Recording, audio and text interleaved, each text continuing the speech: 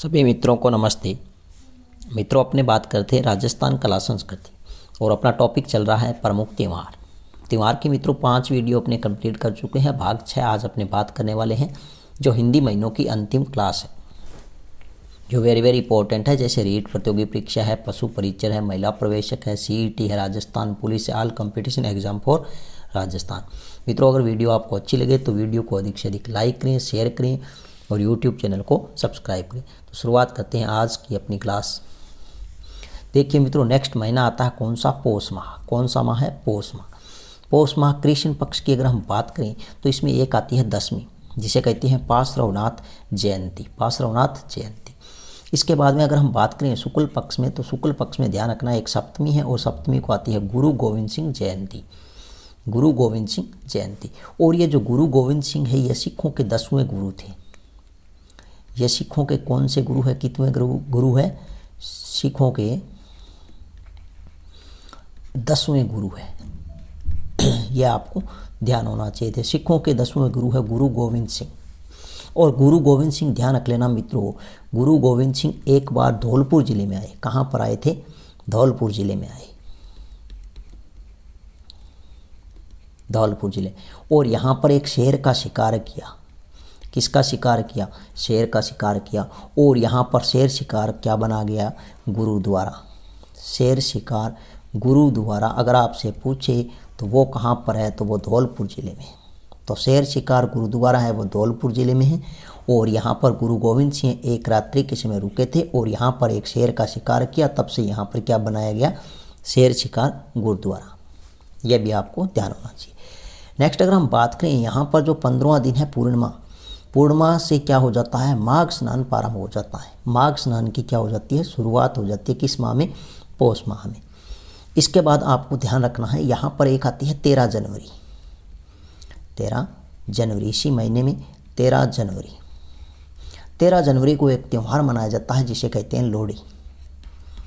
क्या कहते हैं? लोहड़ी, जो सिखों का एक क्या है? त्यौहार है। इसके बाद ध्यान रखना 14 जनवरी। 14 जनवरी को एक त्यौहार मनाया जाता है जिसका कहते हैं मकर संक्रांति। मकर संक्रांति, यह भी आपको ध्यान होना चाहिए। मकर संक्रांति किस माह में आती है? लोहड़ी किस माह में आती है? हिंदी। तो हिंदी माह आता है पौष माह, जबकि अंग्रेजी महीना 13 जनवरी और 14 जनवरी। मकर संक्रांति की ध्यान रख लेना मित्रों, एक खास बात है, इस दिन सूर्य मकर रेखा में प्रवेश करता है। पहली बात तो यह है। दूसरी बात होती है कि इस दिन रूठी सास को मनाने की प्रथा है। इस दिन सुहागिन महिलाएं सुहाग की 13 वस्तुएं दान करती, जिसे तेरुंदा कहा जाता है। तो रूठी सास को मनाने का त्यौहार है वो कौन सा है? मकर संक्रांति। इस दिन महिलाएं अपने सुहाग की क्या करती है? 13 वस्तुएं दान करती है, जिसे क्या कहते हैं? तेरुंदा। क्या कहते हैं? तेरुंदा। यह था मित्रों अपना आज का छोटा सा महीना। नेक्स्ट अगर बात की जाए तो हमारे पास में महीना आता है माघ माह। कौन सा? माघ माह। तो माघ माह कृष्ण पक्ष में अगर हम बात करें तो यहाँ पर वेरी इंपॉर्टेंट आती है तिल चौथ। तिल चौथ को क्या कहा जाता है? संकट चौथ कहा जाता है। तो ये वेरी इंपॉर्टेंट है। सीधा प्रश्न पूछा जाता है, तिल चौथ या संकट चौथ किस माह में आती है? तो तिल चौथ, संकट चौथ आती है माघ माह में। और किस पक्ष में आती है? कृष्ण पक्ष में। इस दिन क्या किया जाता है? गणेश जी व चौथ माता की पूजा की जाती है और उनको तिलकुटा भोग लगाया जाता है। किसकी पूजा होती है? पूजा किसकी होती है? गणेश जी। गणेश जी और चौथ माता। चौथ माता की पूजा होती है और इनको तिलकुटा भोग लगाया जाता है। इसके बाद में ध्यान रखना सठ तिला एकादशी। सठ तिला एकादशी है। इस दिन क्या होता है? 6 प्रकार के तिलों का प्रयोग किया जाता है। सठ तिला एकादशी, इसमें 6 प्रकार के तिलों का प्रयोग किया जाता है। इसके बाद ध्यान रखना मौनी अमावस्या। मौनी अमावस्या, इस दिन क्या होता है? मौन व्रत किया जाता है। कैसा व्रत? मौन व्रत किया जाता है। साथ में ध्यान रखना मौनी अमावस्या से ध्यान रखना भगवान मनु का जन्म हुआ था। इस दिन भगवान मनु का जन्म दिवस मनाया जाता है।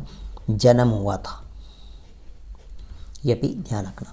इसके बाद में शुक्ल पक्ष में अगर हम बात करें तो वेरी वेरी इंपॉर्टेंट है, हमेशा प्रश्न पूछा जाता है कि बसंत पंचमी किस माह में आती है। तो बसंत पंचमी माघ माह में आती है, शुक्ल पक्ष में आती है।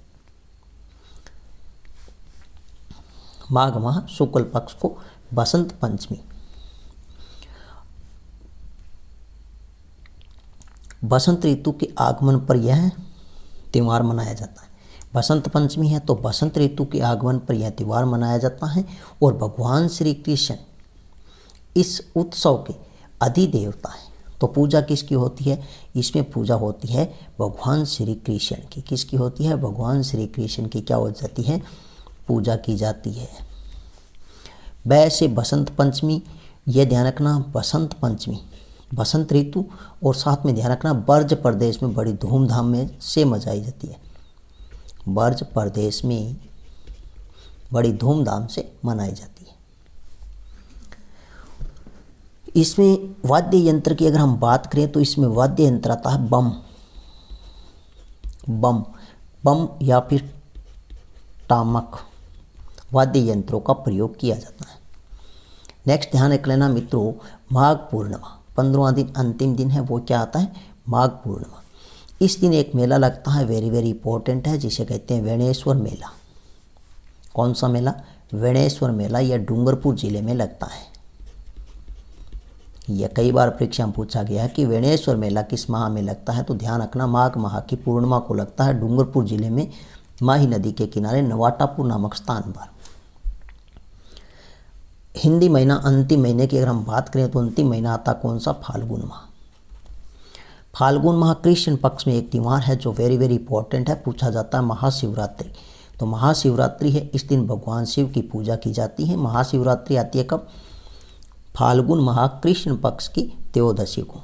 और इसी दिन एक मेला लगता है रामेश्वर मेला। कौन सा मेला? रामेश्वर मेला। रामेश्वर मेला है, यह सवाई माधोपुर जिले में लगता है। कहाँ लगता है? सवाई माधोपुर में।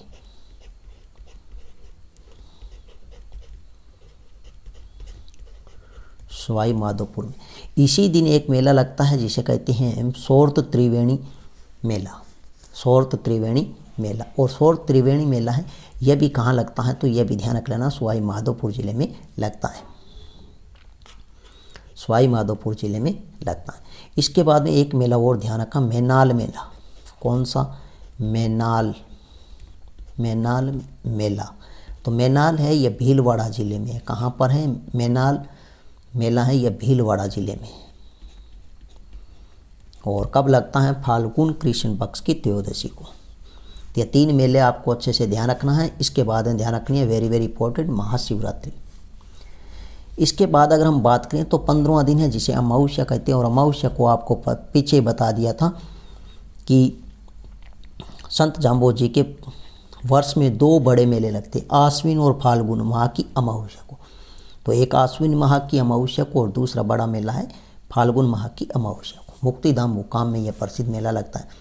शुक्ल पक्ष में अगर हम बात करें तो एकम को एक आती है जयंती, जिसे कहते हैं दादू दयाल जयंती। दादू दयाल जयंती। इसके बाद में वेरी वेरी इंपॉर्टेंट आती है खाटू श्याम जी का मेला। तो वो आता है एकादशी को। फाल्गुन शुक्ल पक्ष की एकादशी को खाटू श्याम जी का मेला लगता है और यह सीकर जिले में लगता है। सीकर जिले में लगता है। इसके बाद में एक मेला लगता है धूणी के रणछोड़ जी का मेला। और जो अंतिम दिन है 15वां दिन है वो अभी आने वाला है जस्ट 24 तारीख को, जिसे कहते हैं होलिका दहन। होलिका दहन। तो फाल्गुन माह की पूर्णिमा को कौन सा त्यौहार है? होलिका दहन। यह थी मित्रों अपनी आज की हिंदी महीनों की अंतिम क्लास। इसी के साथ ही हमारे त्यौहार का प्रमुख टॉपिक होता है यहीं पर समाप्त। नेक्स्ट मिलते हैं एक नए टॉपिक के साथ में, नए वीडियो के साथ में। तब तक के लिए धन्यवाद।